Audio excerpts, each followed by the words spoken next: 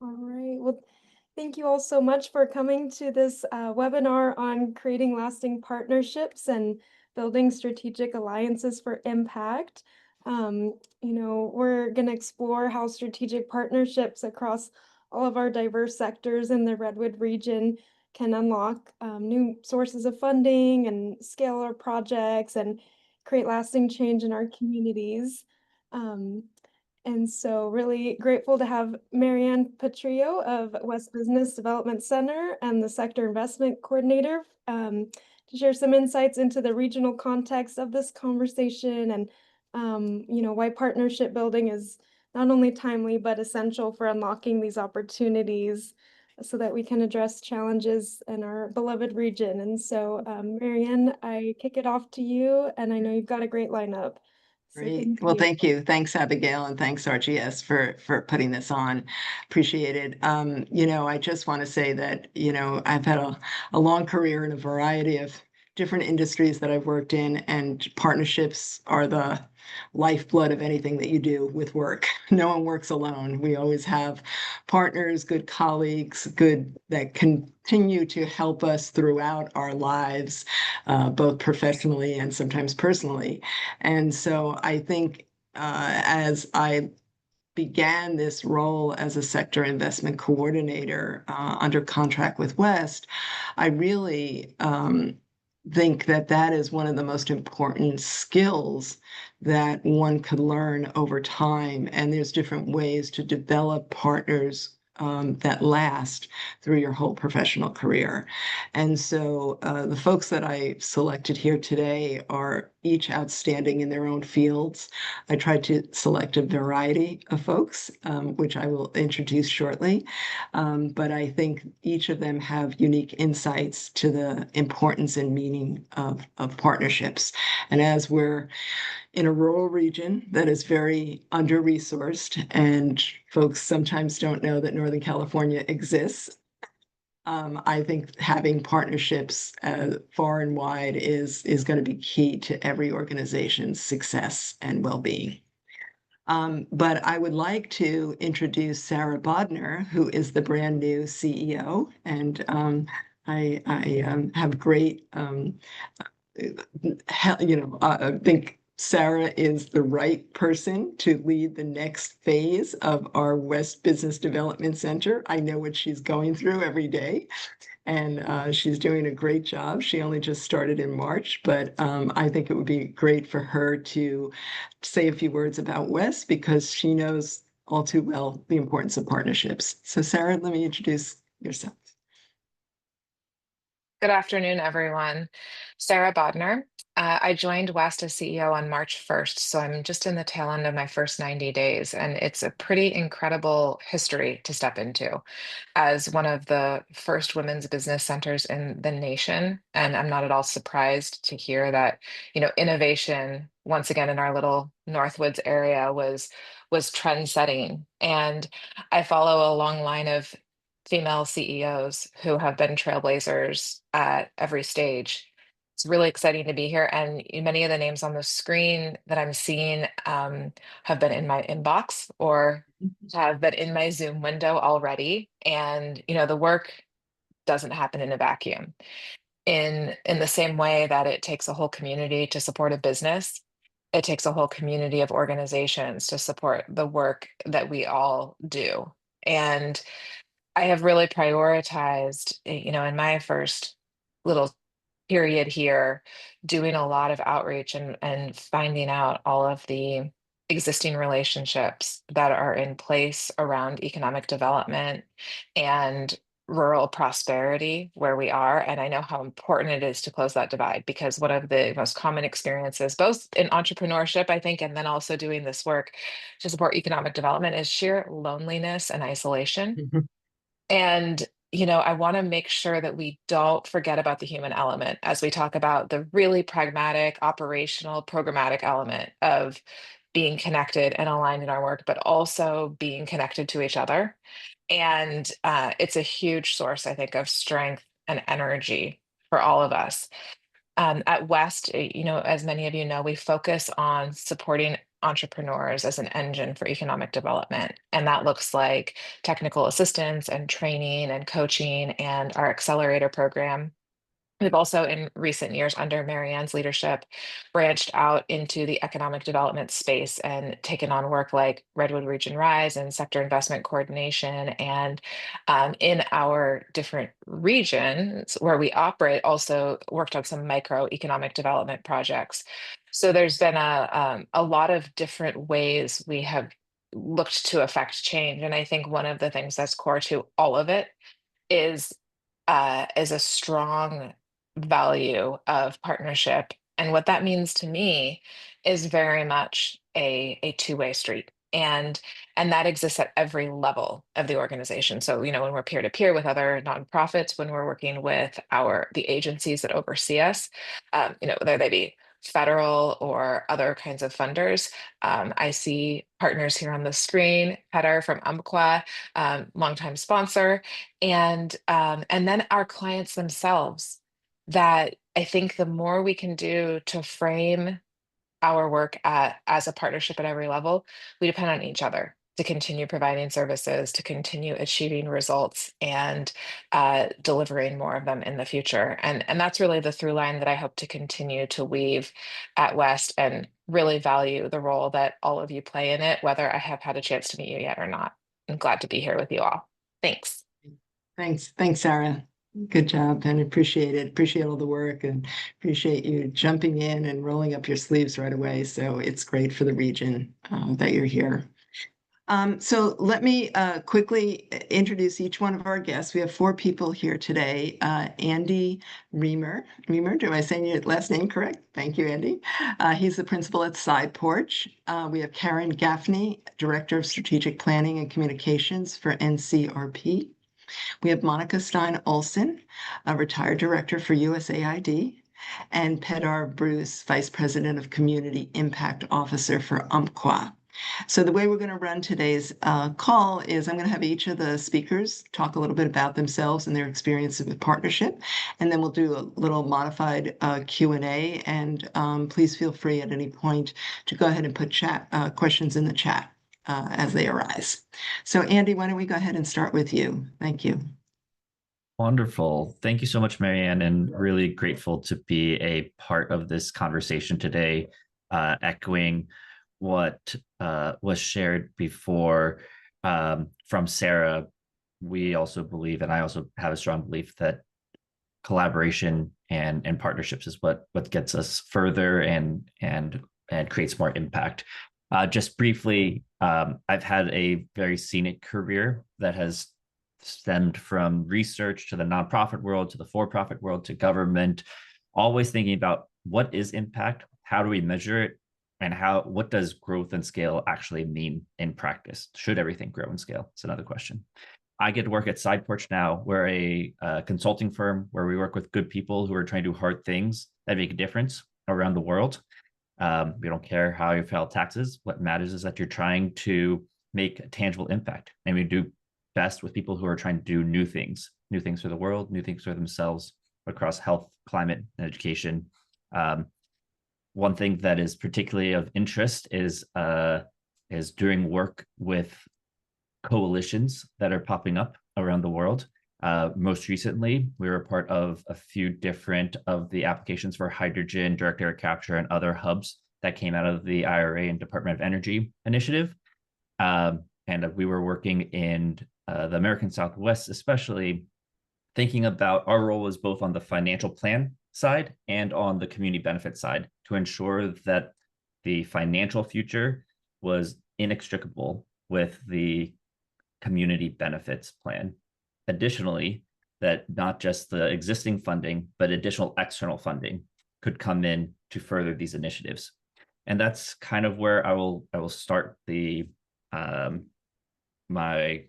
what I was asked to speak about was a little bit more on how to any learnings that I found in reaching out to philanthropic groups and funders in this space, with a particular focus on, as Sarah was sharing, both from an entrepreneurial point of view, but also from an economic and regional development point of view. So these are kind of three big key takeaways, and I want to be as quick and efficient as possible with this. So I'll just go into a little bit of detail, and I only have 2 slides here. But the first one is internal collaboration. What I've seen with a lot of groups that I've worked with around the world is that sometimes leadership and has a bunch of different ways of talking about what are the underlying assumptions of what the organization is doing. And so really focusing on what are the underlying truths that require you to be doing the work that you're doing and ensuring that is aligned internally.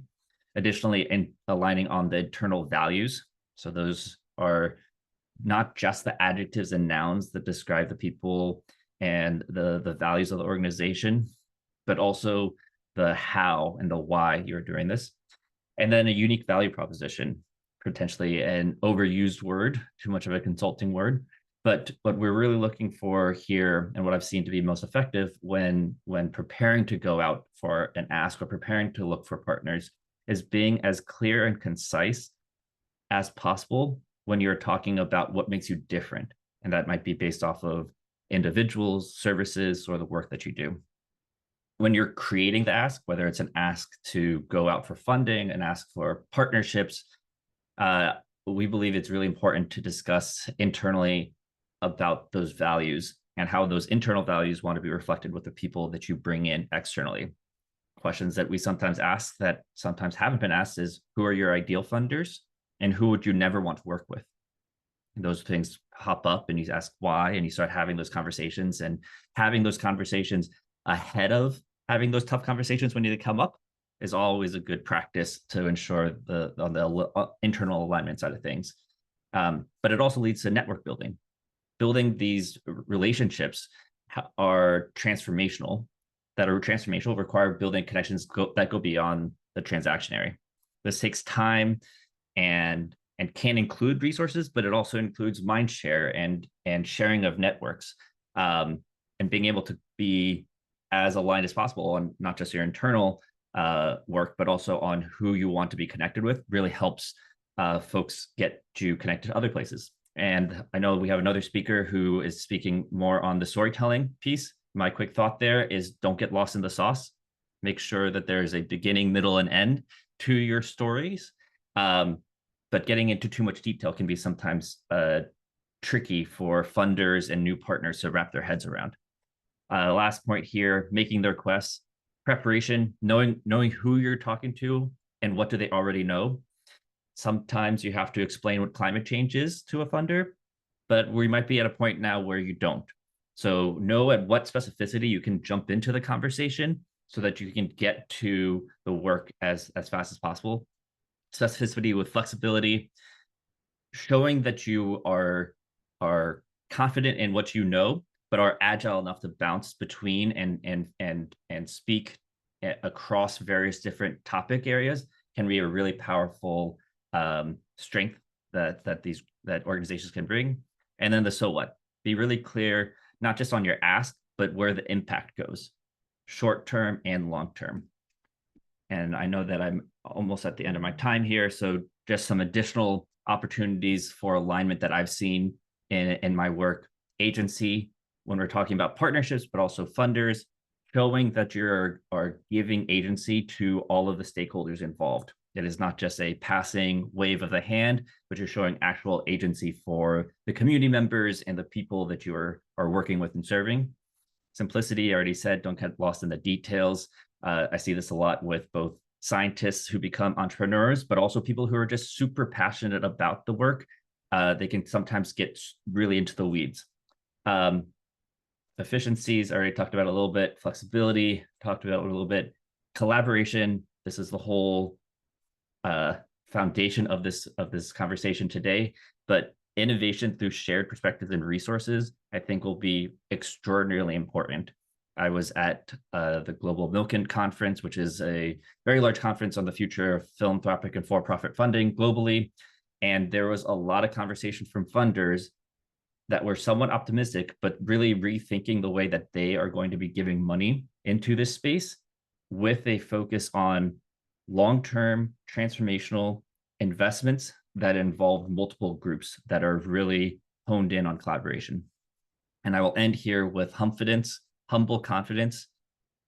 Show why you are who you are. Be very proud of the work that you have done, and also that you are humble enough to work with a wide variety of different people.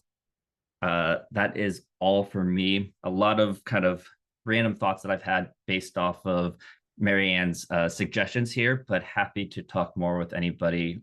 Our job in many ways is to hear new ways the world is going to end, but ways that people are super passionate about preventing that from happening and trying to create a more just and equitable world. So thank you so much, everybody. Yeah, Andy, thank you very much. Well spoken, and we'll continue on that. So I have some questions to follow up. So let's have Karen Gaffney. Why don't you go ahead and share your slides? Thank you. Karen. Great. I love the term humfidence. It's going to be my new go-to. Thank you so much, Andy. Okay, can everyone see my screen? Yep. Okay, great. Hi, I'm Karen Gaffney with the North Coast Resource Partnership.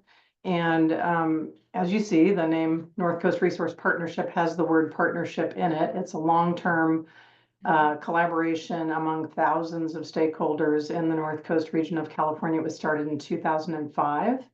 And our real focus is on resilient watersheds and communities. So basically to use partnerships to expand and sustain impact over time. And our region is large, has a lot of overlap with the Redwood region's RRRISE region. It is the tribal lands and all or part of 7 North Coast counties. It's a hydrologic definition, so watersheds that drain to the coast. And it is a source region for forest-based carbon and water and biological diversity with positive impacts for the rest of the state of California and the nation and the world. It's also severely economically disadvantaged and also has a lot of vulnerable and historically underrepresented communities, home to 35 federally and non-federally recognized tribes. And as you know, probably a lot of socio-political diversity within the region. So we've been together for 20 years, kind of focusing on common ground, even given a very diverse set of perspectives. So the mission of the partnership is to enhance the quality of life in North Coast communities and ecosystems. And that's a very broad mission. But the nature of the North Coast is that, because we're rural and not well connected by built infrastructure like a lot of other parts of California, a lot of the objectives, whether they be fisheries restoration or water quality and supply or wastewater or economic vitality or public health and safety, are all deeply, deeply interrelated. And so we have a very strongly multi-objective, multi-benefit frame that guides our work. And our principles, and I'll talk about our leadership council in a moment because that's our governance structure and very, very important to our long-term coalition. But our principles that are approved by our leadership council and regularly updated involve focusing on equity and transparency in everything we do. So all of our meetings, for example, are open to the public and welcoming to the public and very inclusionary. We also have a very strong focus on effectiveness. So using taxpayer dollars in a way that we can then transparently share what the return on that investment has been. And we also have a focus on syncing up tribal, state, federal, and local objectives so that we're kind of building a let's all row in the same direction model of working together in a positive way. Inherent support for and acknowledgement of tribal sovereignty as well as local autonomy. So recognizing that one size doesn't fit all in the region, but that we can still focus on that Venn diagram of overlap where there is common ground, where we're working on things that enhance the quality of life in the region.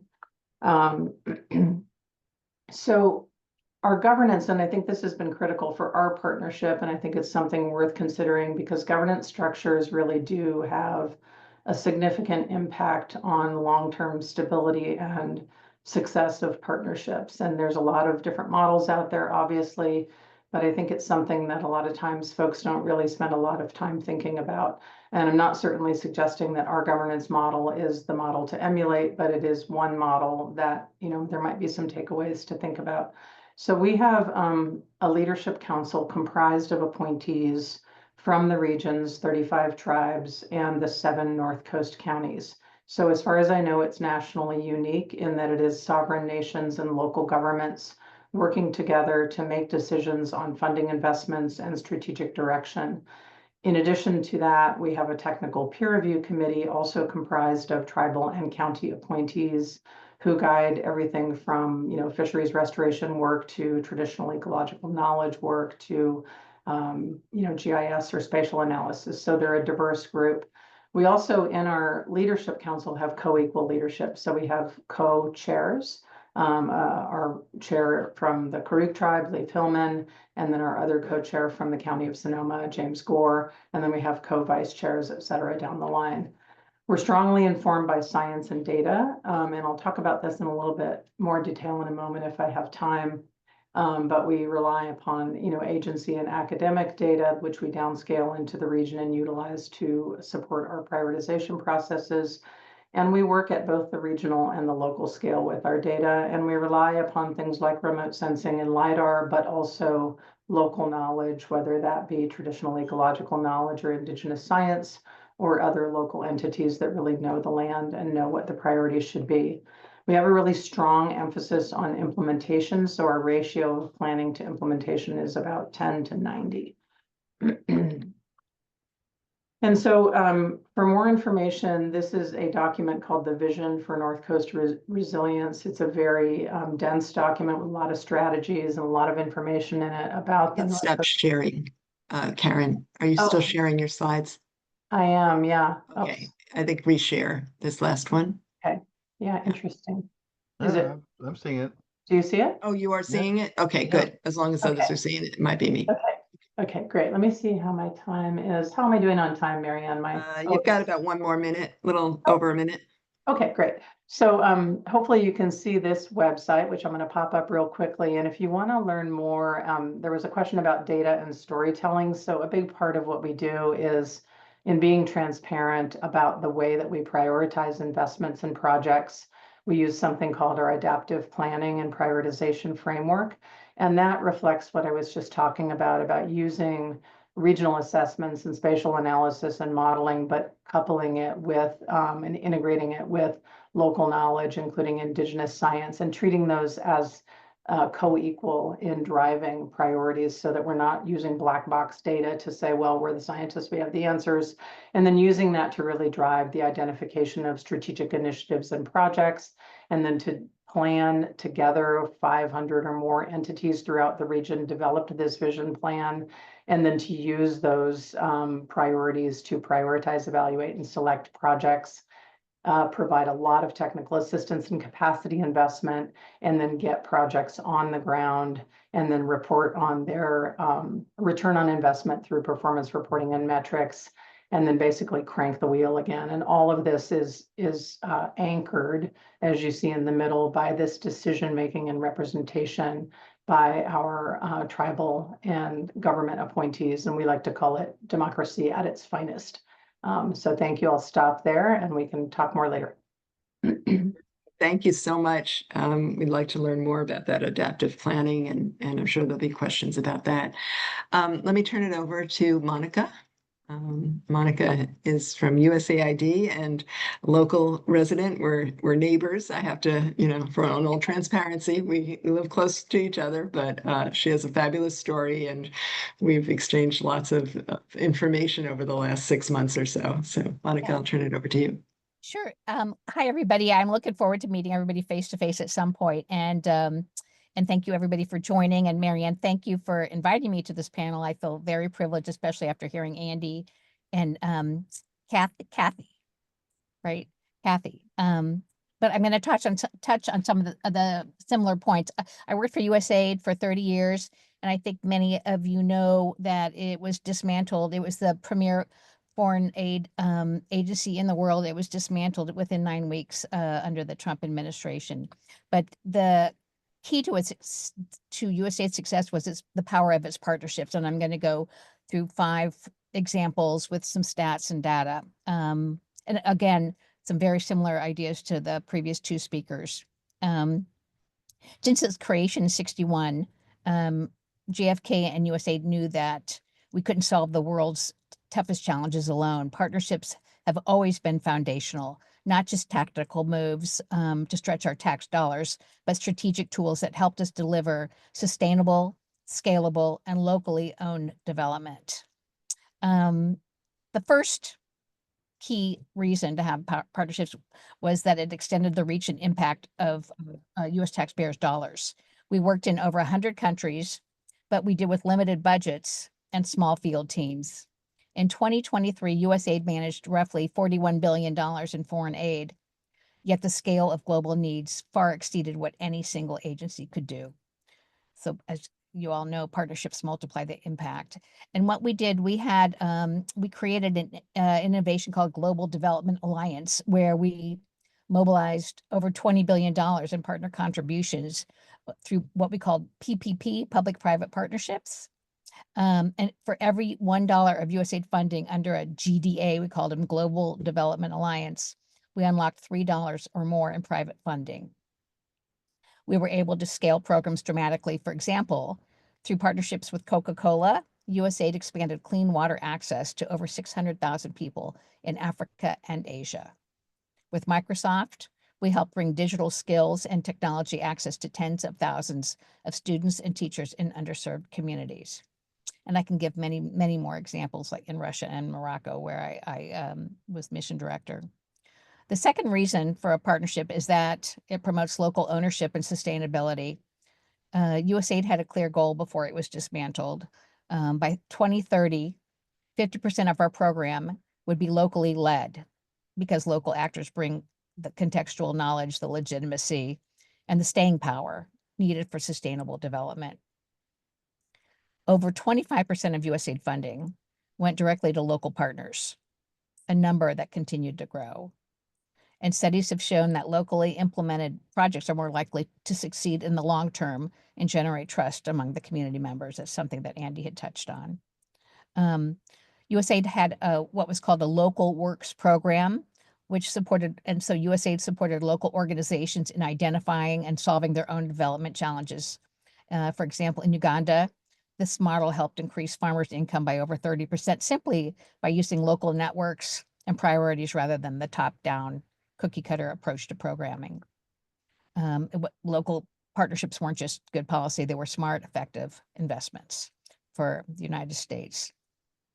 The third reason that partnerships were the foundation of USAID's success was working with the host country or local communities that enhanced the legitimacy of donor programs. It made sure that we didn't operate in a silo and that we maximized our efficiency. For example, in 2022, USAID contributed $2 billion in multilateral funds, like the Global Fund to combat HIV/AIDS, the World Bank, that ensured burden sharing and global leadership across the globe. Our partnerships under PEPFAR, which were the President's Emergency Plan for AIDS Relief. We worked alongside with other agencies such as the State Department and CDC. And these funds helped save over 25 million lives since 2003 and supported treatment for 20 million people living with HIV today. These collaborations amplified U.S. leadership, but they also ensured that our work was aligned with national priorities on the ground, strengthening diplomatic relationships, local credibility, and our own national security. The fourth reason for partnerships, it enabled agility and innovation and gave us room to experiment, adapt, and scale new ideas quickly. For example, USAID launched over 150 innovative partnerships with tech firms, universities, NGOs that reached over 80 million people with cost-effective solutions. For example, during COVID, USAID partnered with local ministries of health and global tech companies around the globe to deliver remote education to more than 9 million learners and expand telemedicine to hard to reach areas across Africa and Asia. In agriculture, we work with private companies to scale drought-resistant maize that improve crop yields by 20 to 40% in climate-affected regions. This comes from collaborative risk-taking, something that governments alone often won't do. Now, the fifth reason, again, for partnerships is that it ensures accountability and shared risk. When USAID co-invested with a private or nonprofit partner, we shared not just the rewards, but also the risk, especially in like fragile states.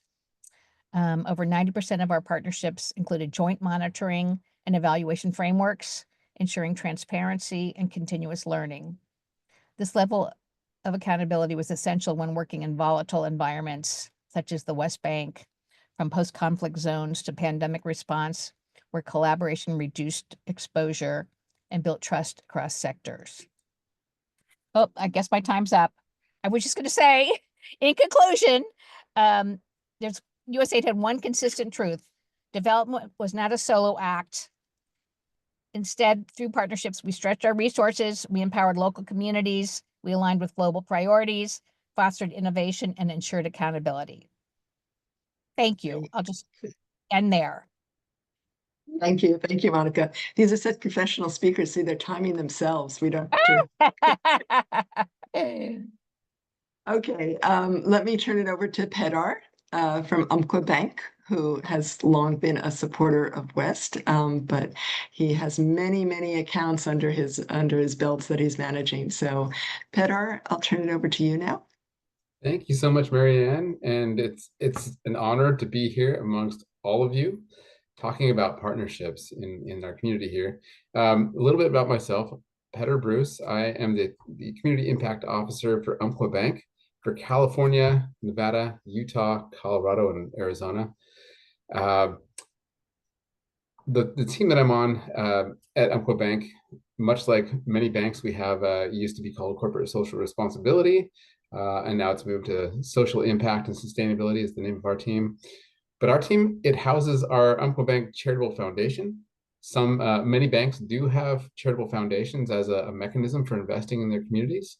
So we're honored to have that investment tool inside of our team. We also manage a lot of the community programs that we use as levers to engage with our community partners. And then our responsibility is ensuring relationships, bringing our resources to bear in the communities that we live and work. So again, speaking of this community in particular, so you may be familiar with Umpqua Bank. We are present throughout Lake, Mendocino, and Humboldt County, not in Del Norte at this time.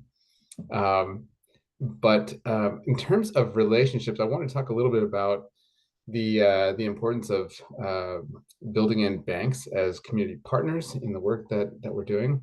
So if I know that the term CRA gets tossed around a lot, but just to reinforce that that as a motivator for banks, the Community Reinvestment Act is kind of our guiding light for all of us banks. Most bankers are very familiar with what it is, but it definitely takes a team to kind of bring the resources of the bank to bear. And some of those motivators for us, just to share it a little bit more in detail, the CRA, the Community Reinvestment Act, is asking us to really serve the credit needs of our communities. So that really comes full circle here to the discussion in your community with Redwood Region RRRISE. And what does that look like? So for banks, that's making sure that we are paying attention to and investing, investing our capital, and that could be grants, that could be investment tools, making sure we're offering lending to small businesses. So that's community development lending, and also providing our time and expertise. So that's community development service. So that's one of the ways that brought us here together with West Center over the last 5 years or so. The service part and making sure that we have a local connection with you guys out there. I want to talk a little bit about the importance of, you mentioned, or we're talking about building relationships here, and I'll be honest, I'm going to use, because it's one of our best relationship stories in California with West Center, but I'm using you as a little bit of inspiration for this today. But this relationship, it really began. So I honestly, I couldn't recall how we met, but I believe we met through it was a forum like this, talking about community needs. And Marianne and your team, you were talking about some of the work that you were doing to handle or to support small businesses after disasters on the heels of several wildfires. So those community forums are incredibly important for partners like banks to just meet the folks doing this work. But in terms of relationship building, we initiated that relationship then through wildfire relief for small businesses. But it really grew from there. And one of the things that I wanted to highlight was the importance of having multiple relationships with an organization like Umpqua Bank. It began here with a more centralized team that I'm on with social impact, but it soon expanded to include our local bankers. So as you look around your community and you see organizations serving your community, you have these incredible local employees who live and work in your community. And then there's staff, truly support staff like myself, who are doing everything we can to support them and those communities. So, but to your credit, Marianne, and your team, you guys built a very strong relationship with our local folks in Ukiah. And so here we are years later, and turnover happens with retirements and other, and this relationship still exists because we have multiple people involved, and it is really allowed this relationship to continue, I think, without skipping a beat. Having already met Sarah in recent weeks, and just and seeing emails going back and forth between our bankers and your team around current needs. So the importance of having multiple relationships and bringing everyone together, I think, is incredibly important.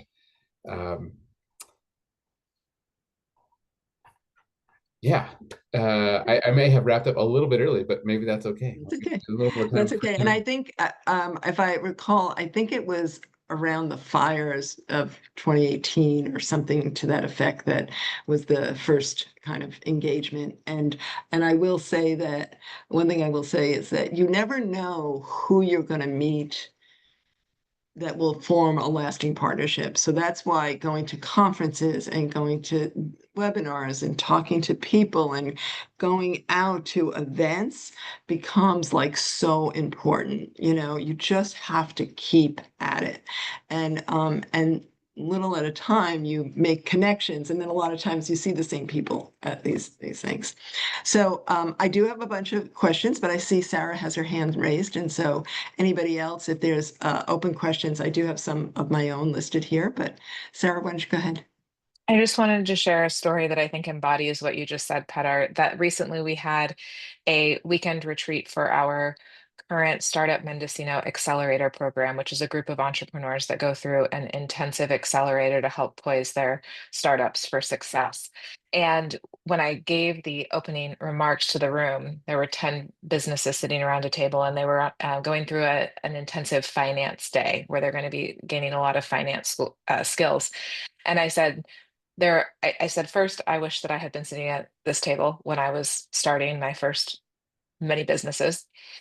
And secondly, there is a whole community of support that is behind you in these chairs and is behind you in your vision and dream. And some of those folks you'll never meet. Some of them have never stepped foot in Mendocino County, even, but they believe in what you're up to here today. And I thought of you, Petar, and that support staff is so important. And what we try to do is really make sure everybody stays connected, even if you're not all in the same room, which sometimes you are, because we've got our bankers there helping, educate our entrepreneurs on the basics of business banking and whatnot. Sometimes you are in the room, but when you're not in the room, we put a lot of energy and this is a legacy that I'm inheriting into sharing those stories back to our funders and make sure they know what's happening in those rooms even when we're not there. And I think that really makes the partnerships alive and resonant and perennial as well.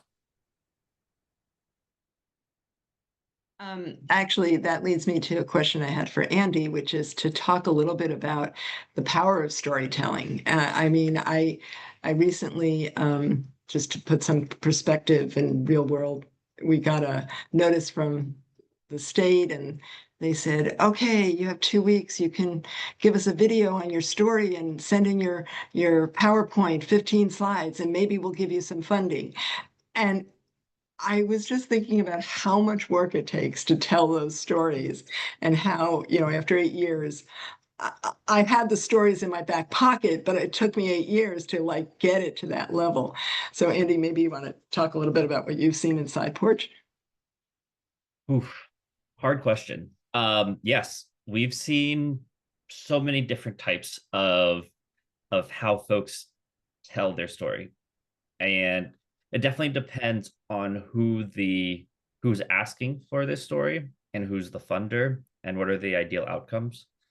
I can say that we worked with 5 scientists at MIT who figured out how to create fusion energy, and we helped them create an ethos and a business plan and raise money and turn down money, and now they've closed $3 billion.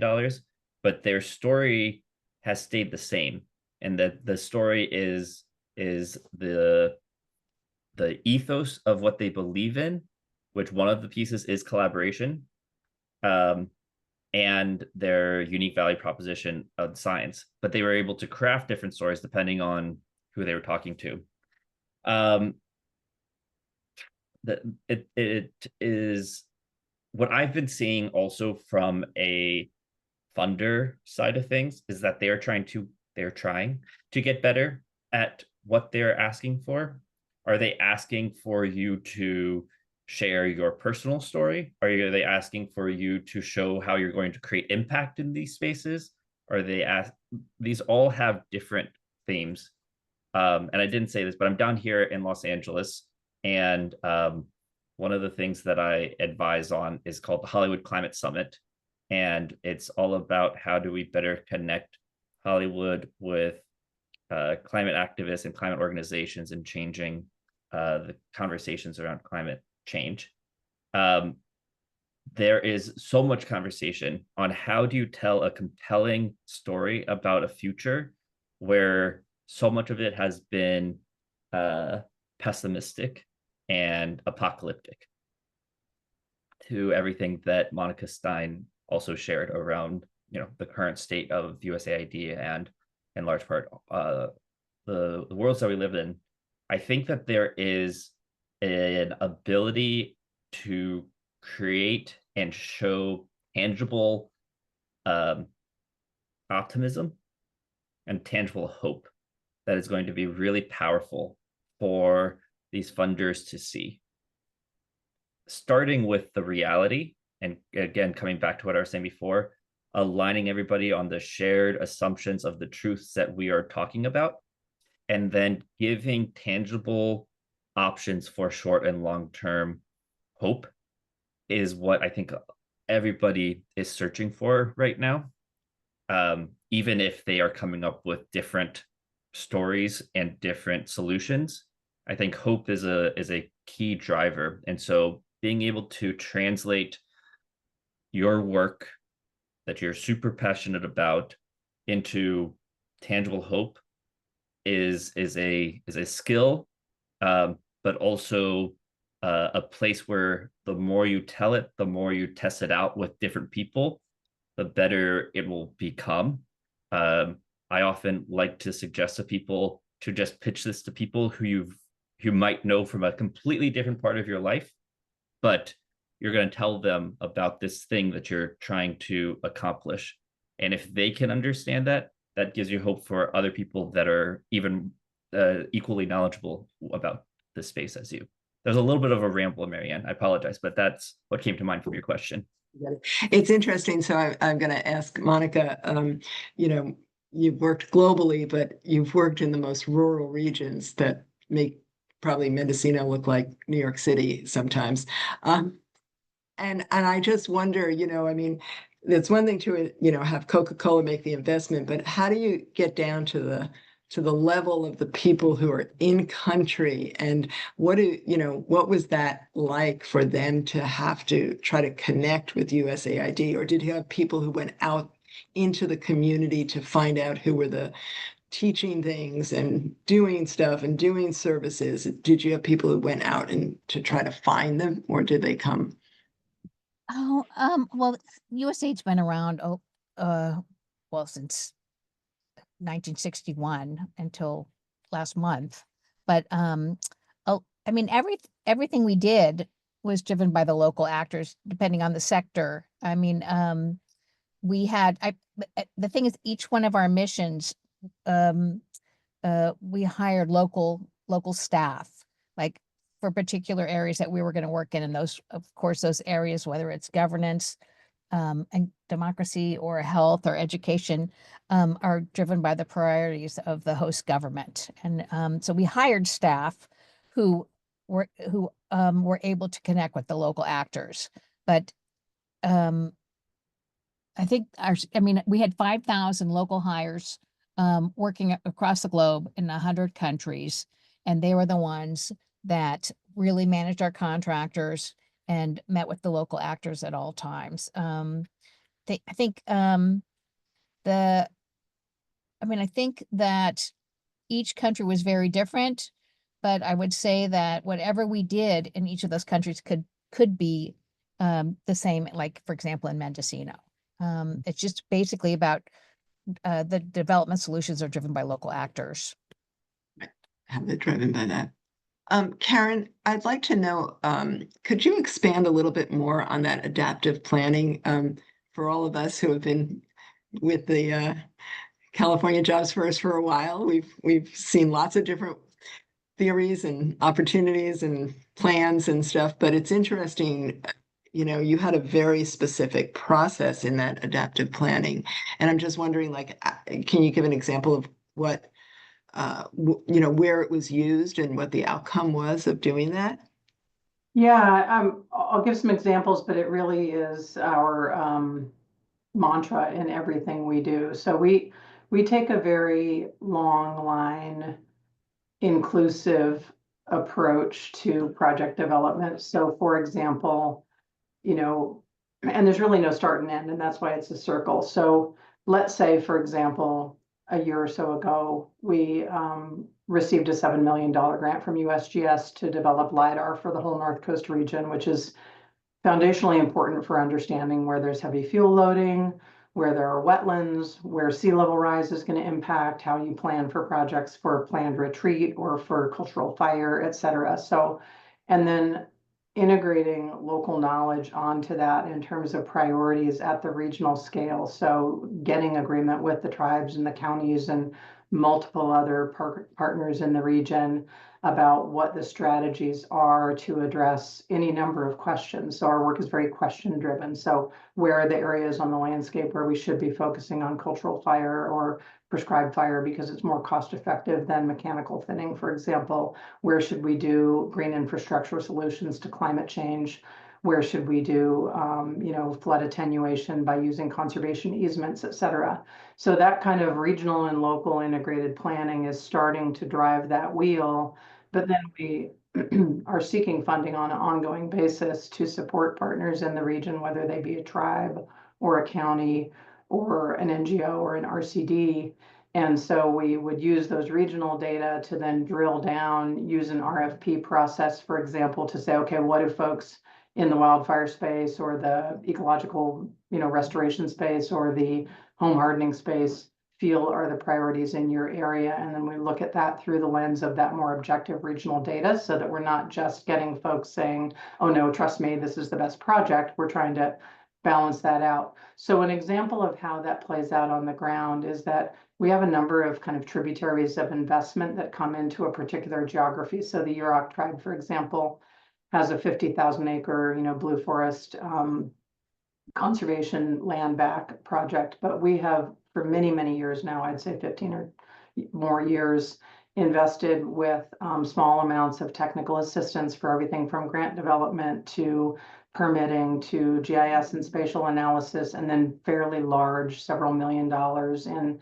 implementation grants that ranged from fisheries restoration, all driven by them, all designed and planned by them, but working with data provided at the regional scale and funding around fisheries restoration, wastewater and water infrastructure, energy infrastructure, and now a lot of wildfire resilience work. So what we're trying to demonstrate is this, instead of the volatile nature of most grant funding, which is 2 to 3 years, single issue, trying to say regional collaboratives like ours can support partners in the region with a kind of full circle approach and long-term approach to funding all the things that communities need, so that we're building that year-round local capacity for folks to take charge of their own destinies, whether it's a tribal community in Happy Camp or whatever. So that's the way we use the adaptive planning. So we're using it for objective regional data, project prioritization, technical assistance provision,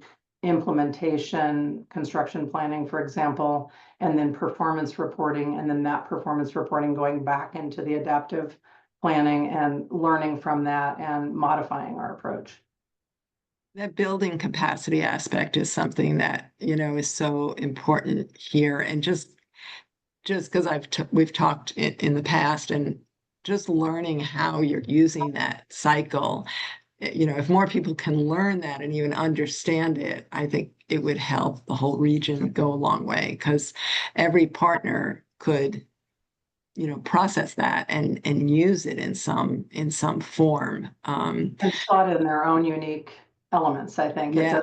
It's not, you all have seen lots of adaptive management Yeah, cycles. It's right. not rocket science. It's, Yeah, no, but it's really fascinating how you put it together, and the success, of course, that you've had with that. So, let me ask Pedar a question just about banks, because I know that a lot of people are interested in, like, how do I approach a bank? And, as you said, well, you can start with your local representative, but for Umpqua, what are some of the key priorities right now for Umpqua Bank in terms of how they distribute their funding, or how they're considering to distribute, whether it's CRA funding or any kind of other investments that you see? Are you seeing any trends, or what the priorities are for your organization? Very good question. At the moment, I think we're right in we'll probably see some change in the next year as our bank is growing. But for the moment, the way we operate, we're really centered around supporting our local associates. So when you take a look at our community grants site, you'll notice that our grant program is open to folks to look at and apply for. It's got 3 cycles per year. And the focus areas, the types of projects that we fund, are pretty wide open. And that's really to support so if our associates are involved in a local housing organization, or maybe they volunteer with a food bank, or in the case of West Center, our team is very engaged and supportive of your work.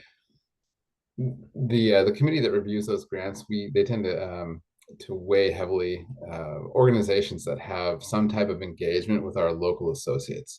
So that is a big driver for us right now. We do have strategic giving programs that are bigger and that are more they're more directive, or they're invitation only, and that would be around emergency management. We have a newly launched program for our Native American communities. We've created a whole strategy of investment for our Native American communities. And then we also signed a community benefits agreement 2 years ago when we merged with Columbia Bank. So we have some strategic investing around that agreement. The bank agreed to invest in small business capacity, and also home ownership programming for our BIPOC communities. So there's some strategic programs supporting, those areas too. So, Yeah, does that so answer your usually, question, Marianne? yeah, no, there's a lot out there, I know, around housing and about, credit and, so those are, and small businesses, and we're really thankful that the banks are investing in small businesses in that way, because that's the key to our region's economy and stuff. I just wanted to make sure anybody on the call have any questions that they'd like to ask. Feel free to raise your hand or shout out. That'd be great. I would like to say this is kind of an open question. Oh, Greg. Yes, Greg. I knew you'd come up with something. Gosh, hard to pull Greg out of his shy little corner there. But a couple of things that I think that are important, and especially around the North Coast Resource Partnership and what little I know about it. And I put in the chat, I was around when Prop 50 passed, and that was the big water bond. And the easy path would have been just to carve it up among the partner counties. And but I think the success there was the building of a lot of trust between the individuals and the leaders and the four counties, and Jimmy Smith, who was our supervisor up here, was just an excellent individual. I think went a long way to doing that. But I suspect also that, and Karen, you can correct me if I'm wrong, it's, for lack of a better term, rules, that there was an agreement on rules, and that stayed consistent. Maybe with some adaptation over the time, but there weren't any major variations from that, I guess, or at least the key concepts, and that everyone was sort of there as an equal partner. And I think about that in relation to the Cal Jobs thing, which this is supposed to be a sort of partnership within the regions, between the regions, and with the state, and yet we had one partner, the state, who clearly wasn't an equal and didn't and kept changing the rules. And so I think that we lost some rigor in the process in terms of that the adherence to rules, and certainly lost a lot of trust. We had more conversations like, well, this is the rules today, but we'll see what they are tomorrow, and so the trust was hurt over that time, and up to the end where we thought we were going to do it a certain way, and then all of a sudden we changed completely and went in a different direction. So that's a long preface to, what is the role and how do you see, trust? And I guess it's with any of the speakers, building that trust. How do you build that trust and maintain it over time, which I think is the basis for creating these partnerships and actually making them work over time.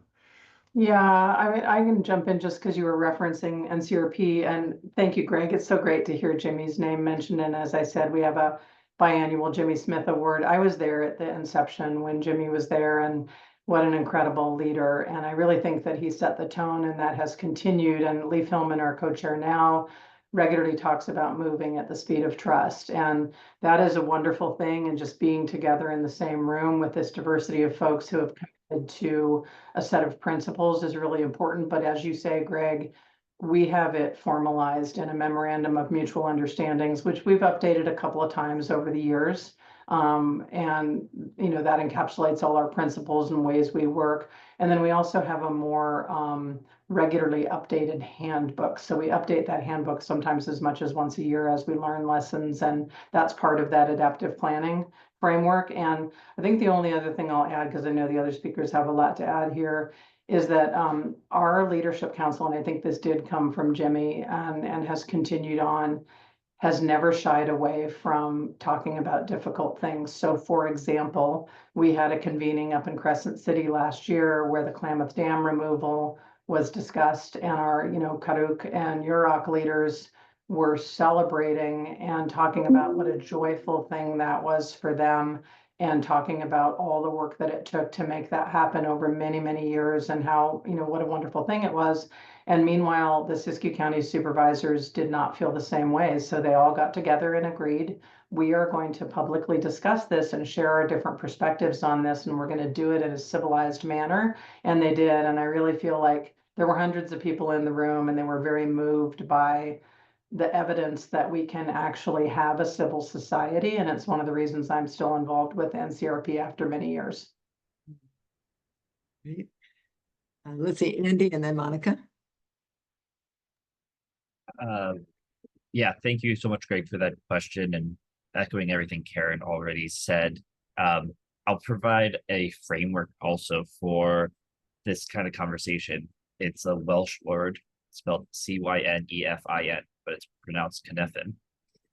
Basically, it breaks up our world into simple, complicated, complex, and chaotic spaces. And most of what we are doing are sitting sometimes in complex or chaotic ecosystems. Complicated is where algorithms work really well because there's a clear best practice. We'll do that. Great. Complex and chaotic is where it requires that human ingenuity, trust, and creativity to kind of move through and develop these things. Karen's adaptive leadership is a cycle because as we go through time in these complex spaces, it requires us to adjust depending on how things are going. And what Karen and I'm sure many others have done is set up those enabling frameworks, what Greg was saying around rules, some sort of framework that doesn't limit, but guides and provides some level of understanding of where we are coming to, what are our assumptions that we're bringing to the table, so that we can have a conversation, even if everything around we can't predict where it will go next. The last thing I will say to Karen's point is around enabling trust is providing those spaces for feedback. That isn't just like writing a letter that will end up on somebody's desk somewhere that will eventually get thrown away, but true places for consistent community feedback coming back to agency. That is a key piece that has to be included and standardized in these processes. And I think also is a great flag for funders who are like, oh, because this has the enabling trust and feedback loops, we ensure that this fund will be multi-year and not just a one-off. Thank you. Monica? Yeah, yeah, and Andy and Karen and Greg, thanks for your question. But I mean, I think to build on all that too is, I think that we also have to look at, in terms of trust, look at acknowledge and address any power imbalances between like sort of the funder and the fundee, because a lot of times there's a lot of disparities in terms of resources or language. I mean, in my experience, languages or cultural differences. And I think those have to be sort of named outright and create mechanisms to sort of rebalance that influences, such as a rotating leadership role or joint monitoring processes or locally led evaluation criteria. One thing that we did in Russia was we had a U.S. contractor, which of course was so powerful compared to the local organizations. But in terms of the contract, we wrote into the contract that contractor will mentor and develop the local organization so that it would be able to end up taking over the programming so that it would be sustainable and multi-year. And that was a big trust factor in terms of the local governments and the USAID programs. Thanks. That's all I got.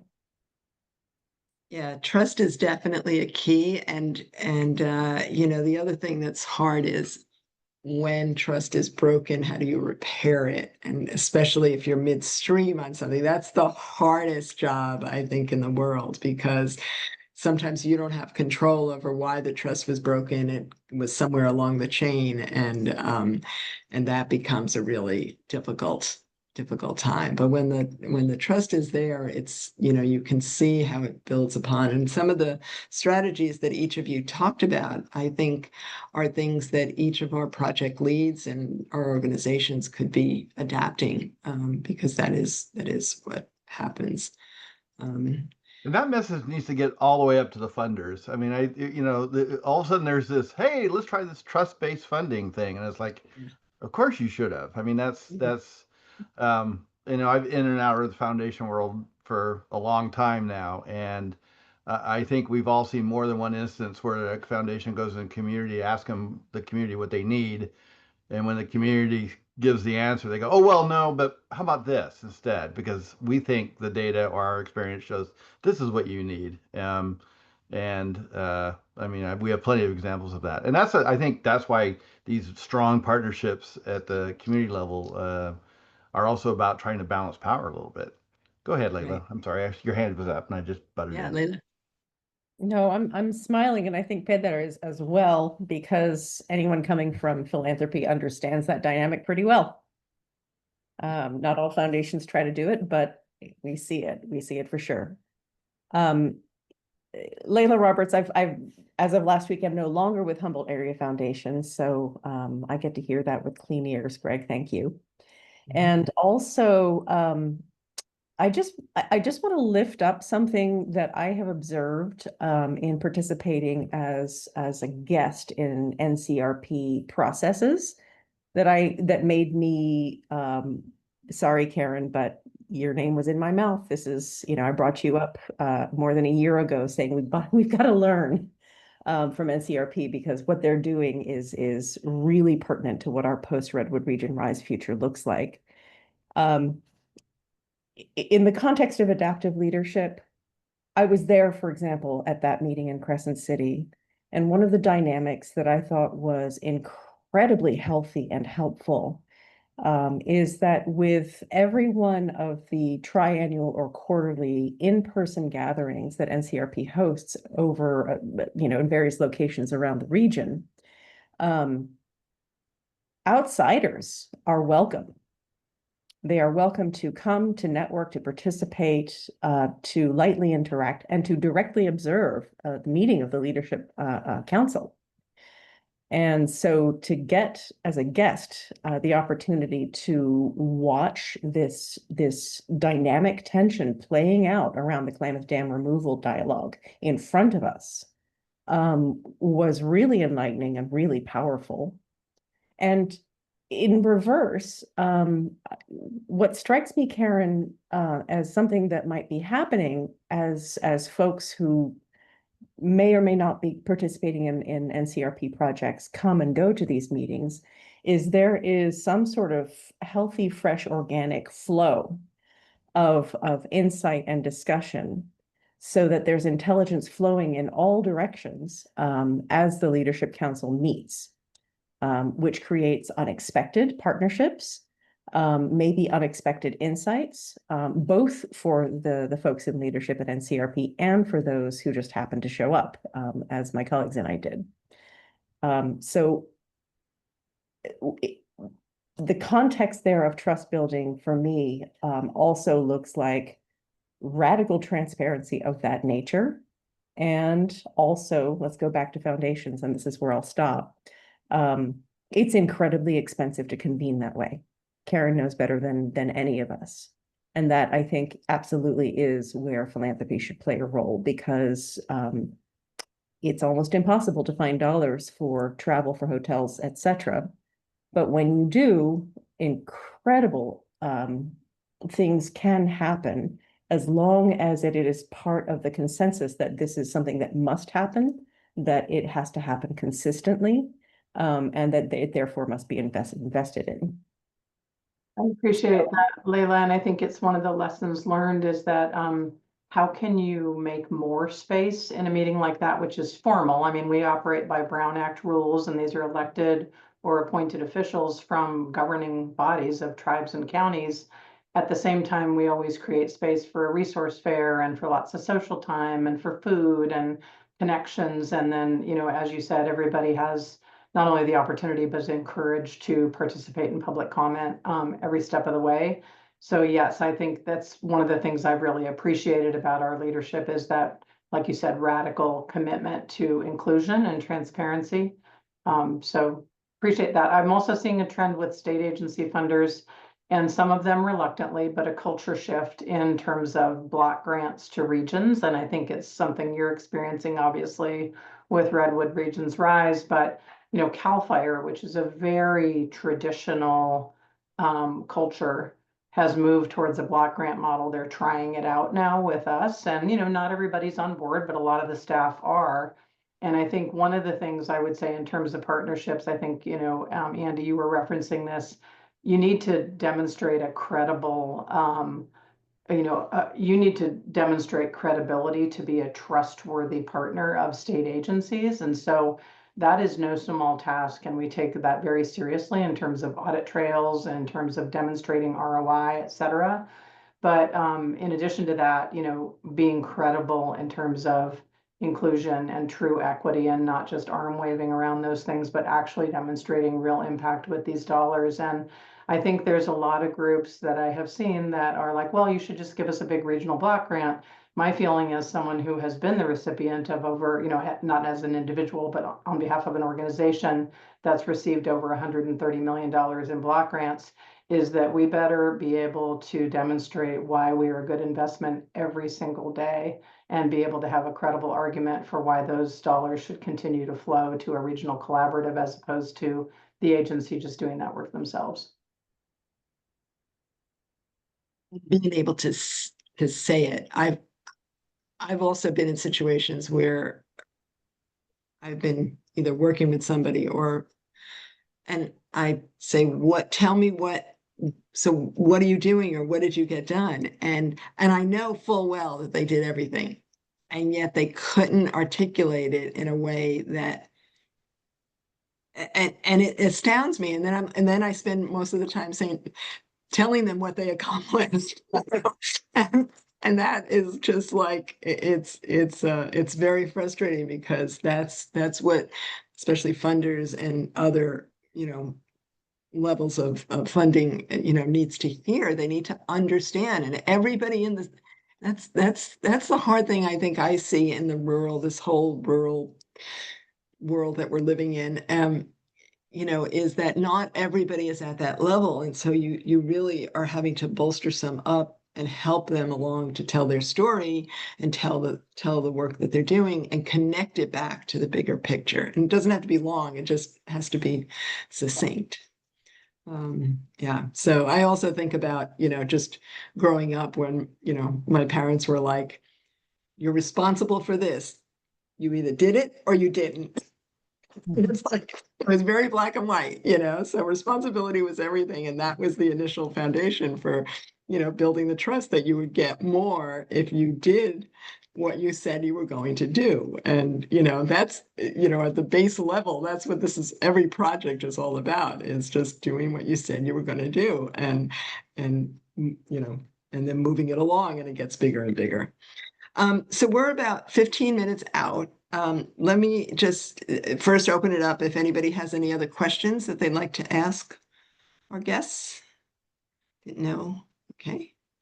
And then let me just go around and ask, each of the presenters, just give us some thoughts that you have in closing remarks about what you think are really the best practices for leaders and individuals to really begin to build partnerships and help sustain them. What are some of the top things that just simply come to mind? So maybe we'll start with Pedar, and we'll go the other way around. Sure, I'm going to repeat what you just said roughly, Marianne, a moment ago. But as funders, when you're building partnerships, I think however you can communicate the work that you are attempting to do, the project you're building, and the coalition you're building, and why it's important for this partner to join, having that message as concise as possible, and really just zero right in on the impact that would happen with that partnership. Yeah, that's always important, and it sounds like something that all of you do already every day. So thank you for that. Communication is key. It is. It really is. Yeah. Monica, any thoughts, best practices, points? Yeah, I mean, I think sort of building on what everybody said, I mean, certainly a shared vision that has to outlive individuals. There's got to be a common purpose, not just a strong personality. And I think Karen mentioned it, an MOU, and others have mentioned partnership framework that helps sustain the alignment, even when there's a leadership or staff change. Also reinforce what Pedar just said. I mean, the embedded communication, you have to have steering committees, quarterly reviews, technical committees, learning sessions, feedback loops, at all levels. And I think, I guess the other thing would be mutual respect. I mean, that's different than trust, but I think mutual respect, mutual investment into the goal. I'd add patience. Sense of humor. Sense of humor too. Sense of humor. Sense of humor helps. Yeah, sense of humor helps. Yes, definitely. I'm working on that. Okay. And we didn't really even talk about things like formal contracts, like an MOU and stuff, but that is also a component of this. I mean, first you have to do the building and then you solidify it in some document. And I've been on both sides of that where I didn't have one and it was terrible. And I did have one. And then EDA had me break that one because somebody else did it. And that was really a mess. So I don't know, but getting the language right in a document is also very important. Karen, how about you? Any closing thoughts? I like to think of our partnership sometimes as a three-dimensional Venn diagram, rolling down a watershed. So it's complicated, but I think as all of ours are, but just alignment. Like I think sometimes folks confuse collaboration with needing to work with everybody, and it's really just not possible. We work in a huge region, so just really getting clear about what's our mission and goals and our objectives and who are we aligned with and at what scale, and then really putting a lot of energy into those parts of the partnership and being willing to let go of those parts that are not super aligned. Not that there's anything wrong with them, but you really, we only work with entities. We don't work with private landowners, for example, or individuals. And there's a reason for that, which I won't go into, but really thinking through, like, how do you get at impact? And you get at impact by having the right structure and coalition together. Great, that's so true. Andy. Echoing everything that has been said from Pedar and Monica and Karen, I'll add three quick things. One is being open to creative financing. There's a lot of different ways that financing and funding can occur. And from my own experience working with industrial decarbonization in Los Angeles and Houston, but there are new ways that funding will become available as we see less from the federal government as well. There will be new ways of setting up structures that I think will be really exciting. And along those lines, oftentimes when we are in these situations, we can feel like we are creating everything from scratch. And it is more likely than not that some sort of case study exists out there, or multiple case studies exist out there that you can adapt and learn from and build towards, so that you're not starting from scratch. I know that, for example, California Forward is working with UC Berkeley to do a gathering of all of the different community benefits that have occurred around the country over the past several years, and they're going to come up with a playbook of some sort. I really enjoyed reading about Pattern Energy's work that they're doing up in Canada, and thinking about what economic reconciliation looks like with the local tribes, where they are building renewable energy systems and giving tribe ownership over those energy systems. Here in Los Angeles, we are working with the Resiliency Company to develop a new fund that is specifically for homeowners who have lost their homes. And we are creating a Delta Fund, which is specifically looking at the delta between what traditional insurance covers and what homes need in order to be resilient against future wildfires. So that's going to create a lot of different funding coming in to build the fund, and then loans and grants coming out. So some very exciting things happening around the world and right in our backyard. Last thing I'll say here, along the lines of mutual respect and a sense of humor, I really believe that there's a need for time and space to use our imagination and creativity as humans, working on these big problems, it's really important to point out the injustices and challenges that we're trying to solve. But sometimes that's the easy part. The harder part is envisioning what justice looks like and what that future looks like. And the hardest part is communicating that and aligning with those aligned partners so that you can get that done. So that requires imagination that will help shape our lived reality in the years to come. That's great. Well, thank you. Thank you very much. And Amanda and Susan and Lee, I don't know if there's any follow-up, but I think it was a great presentation. I just want to thank all the presenters. I know Monica had to leave. Her computer was, I know she found a Starbucks to do this at, so she was in a compromised location. But I really appreciate it. And I think your voices and your insights were so informative and stuff. And I'll just turn it over to the rest of the group from CCRP if they want to say anything. I'll just jump in and just extend my gratitude for this great session, and to you, Marianne, for pulling the concept together, and hope that all our speakers won't be strangers to Redwood Region RISE as we move forward. We've got a lot of meaty things that we're working on and big questions out ahead of us, and just so appreciate you sharing your wisdom with us today. And thank everyone. Yeah, thank you.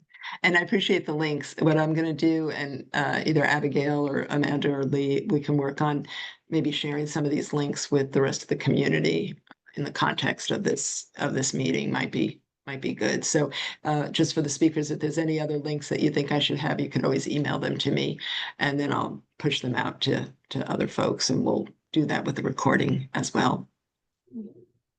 Okay. Anything else, Thank Abigail? you so much, Marianne. That's been really great. Thank you. It was a great, Thank you so much. great presentation. Thank you. Yeah, well, thank you guys. It's really all your combined experience that I think has really, I mean, Andy, you and I only just met because we were both on a call, and I was like, I need to know this guy. You had like such great, and you were on a GoBiz call. So, here I had no PEDAR for 6 years, and Andy I just met like 2 months ago, and I mean, that's the call people up. It's like all they can say is no, and so I really think that, that's like half the battle of starting good partnerships is just reaching out and saying, I'm really impressed with what you're doing. Can we work together and stuff? So I want to thank you all. I know it took time out of your busy days, so really appreciate it. I'm going to give a shout out to Marianne because, and she doesn't know I was going to do that, but I just put something in the chat. And I think as after I saw you speak in Ukiah, I reached out to you and said, I really am excited about this blue economy thing you're doing down there. And we got to talking. And then I came back and contacted my friend Ashley Vellis, who is they own a fishing boat. She and her husband, I knew they were trying to do something. And then we got to talking with North Coast Growers, and then we provided some funding, and I got in contact with a friend of mine who owns Greenway Partners, and they did some work. And so there wasn't a lot of formal agreements and all that, but it was partnerships of a sort. And I just put the flyer in. They actually are going to start their first dockside market June 7th down there at Madigat Plaza. So, I guess the message is sometimes these things are big and complicated, and sometimes they're just over martinis and beers, which is how I do it. Speaking of which, I'll see one of you next week at our office at the Shanty. I won't tell you who it is. Oh, well, you gave yourself away, Amanda. That's our satellite office. I'm coming up to Humboldt on June 3rd. I was trying to cover for you. Anyway, but I'm excited about this. We partnered in, and then we kind of partnered out. I mean, it's like, okay, we are a partner. We kind of pushed the boat, gave you the resources you needed administratively and some of the other things. You guys are really the content people, and our best way to act as a partner now is to let you take the ball and run with it. And if we need to come off the bench, you just let us know. So anyway, I'm just bragging about this because I think it's really cool. No, it's great. And we just got our ice house delivered, you know. Oh, cool. Nice. So everybody will be invited to the opening day. It probably won't be for like 3 months because they have to do all the installation and stuff, but I know it'd be early fall. I So need to and come down that's to you guys again. soon everyone's and gonna have to come down to Mendocino for that. Cool. Excellent. Excellent. All right. Well, thank you, everyone. Abigail, anything else? I think we can close it out. Well, thank you all so much. We will be posting this on the web with these links, and looking forward to continuing the series and seeing you all early June. So hope you have Great. a great long weekend. Thank And you, thanks so much, everybody. Marianne. Thank you, presenters. Thank you. Take care. Bye. Bye. Bye, everyone. Take care.